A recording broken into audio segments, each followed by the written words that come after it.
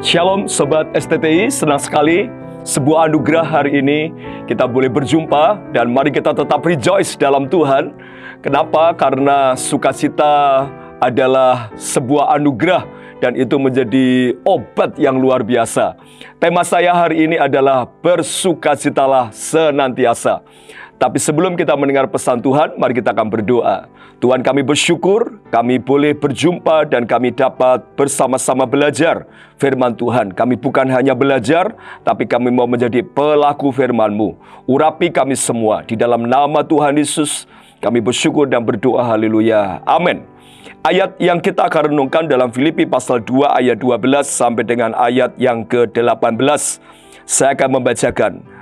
Tetaplah kerjakan keselamatanmu, hai saudara-saudaraku yang kekasih, kamu senantiasa taat, karena itu tetaplah kerjakanlah keselamatanmu dengan takut dan gentar, bukan saja seperti waktu aku masih hadir, tetapi terlebih pula sekarang waktu aku tidak hadir. Karena Allah lah yang mengerjakan di dalam kamu, baik kemauan maupun pekerjaan menurut kerelaannya. Lakukanlah segala sesuatu dengan tidak bersungut-sungut dan berbantah-bantahan, supaya kamu tiada beraib dan tiada bernoda sebagai anak-anak Allah yang tidak bercela di tengah-tengah angkatan yang bengkok hatinya dan yang sesat ini, sehingga kamu bercahaya di antara mereka seperti bintang-bintang di dunia, sambil berpegang pada firman kebenaran, agar kamu dapat bermegah pada hari Kristus, bahwa kamu tidak percuma berlomba dan tidak percuma bersusah-susah. Tetapi sekalipun darahku dicurahkan pada korban dan ibadah imanmu, aku bersukacita dan aku bersukacita dengan kamu sekalian.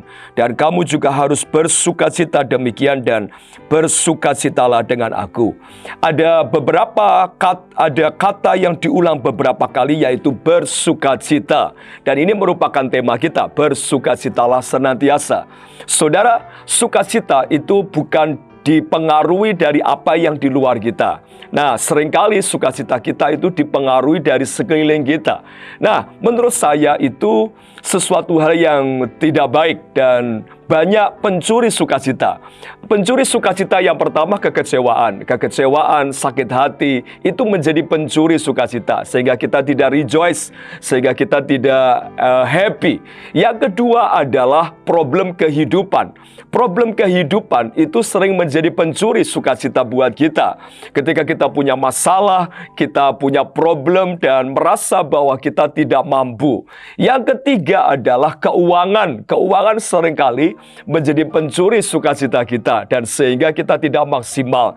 Yang keempat, nah ini yang cukup menjadi problem tiap hari kehidupan kita, yaitu kekhawatiran. Kekhawatiran akan menjadi sukacita. Khawatir tentang masa depan, khawatir tentang pelayanan, khawatir tentang kehidupan, khawatir tentang besok makan apa. Kekhawatiran menjadi pencuri sukacita. Nah, Filipi pasal 2 ayat 12 sampai yang ke-18, kita diajar bagaimana supaya tetap rejoice, tetap sukacita di dalam Tuhan. Yang pertama di ayat yang ke-12. Hai saudara-saudaraku yang kekasih, kamu senantiasa taat, karena itu tetaplah kerjakan keselamatanmu dengan takut dan gentar. Jadi yang pertama adalah tetap mengerjakan keselamatan dengan takut dan gentar. Apa maksudnya? Saudara, mari kita belajar untuk terus senantiasa mengerjakan dengan penuh kesungguhan tugas tanggung jawab yang Tuhan percayakan kepada kita. Untuk apa? Membawa Injil kepada orang lain, memberitakan Injil kepada orang lain. Jadi sehingga ketika kita memberitakan Injil kepada orang lain terima Yesus, dan itu sebuah sukacita yang luar biasa. Dan saya rasa Bapak, Ibu, Saudara, teman-teman punya pengalaman. Ketika orang terima Yesus, ada sukacita di hati kita. Tetaplah kerjakan keselamatanmu. Kalau mungkin selama ini kita sudah tidak lagi sampaikan Injil kepada orang lain, kita tidak pernah cerita Yesus kepada orang lain, mari melangkah lagi. Mari ceritakan Yesus lewat kesaksian hidup kita, lewat pengalaman-pengalaman kita. Yang kedua, bagaimana supaya sukacita itu selalu ada dalam hidup kita. Ayat 14. Lakukanlah segala sesuatu dengan tidak bersungut-sungut dan berbantah-bantahan. Nah, tadi di depan saya sudah sampaikan, pencuri sukacita adalah kekhawatiran. Pencuri sukacita adalah kekecewaan. Nah, kekecewaan itu bisa muncul karena sering bersungut-sungut.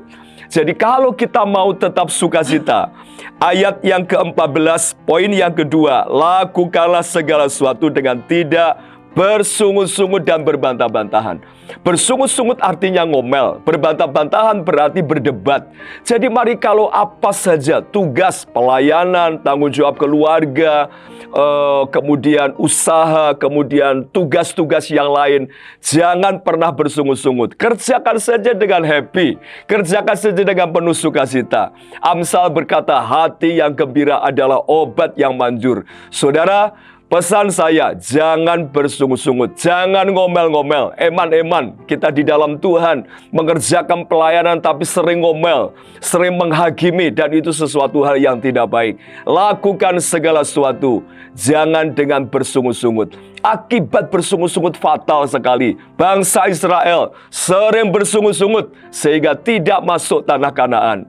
Yang terakhir, yang ketiga, bagaimana supaya tetap sukacita di dalam Tuhan? Ayat 16, sambil berpegang pada firman kehidupan, agar aku dapat bermegah pada hari Kristus, bahwa aku tidak percuma berlumba dan tidak percuma bersusah-susah. Saudara, Paulus menasihatkan jemaat yang ada di Filipi terus berpegang pada firman kehidupan. Kenapa? Karena kita sedang berlomba dalam iman, kita sedang bertanding dalam iman. Untuk apa? Akhirnya menjadi bintang-bintang di dunia. Jadi yang ketiga, bagaimana supaya kita tetap rejoice, bersukacita, meskipun masalah datang bertubi-tubi, meskipun ada problem dalam pelayanan, mungkin kita bergumul buat masa depan anak-anak dan segala macam. Saudara, berpeganglah sama firman. Kalau hidup kita berpegang sama firman, teguh pada firman Tuhan. Firman Tuhan itu jawaban dalam seluruh aspek kehidupan kita. Jangan pernah khawatir, jangan pernah sedih. Saudara, firman itu yang menjadi kekuatan kita. Paulus berkata, berpegang pada firman kehidupan. Jadi hari ini, mari kita bersama-sama tetap rejoice.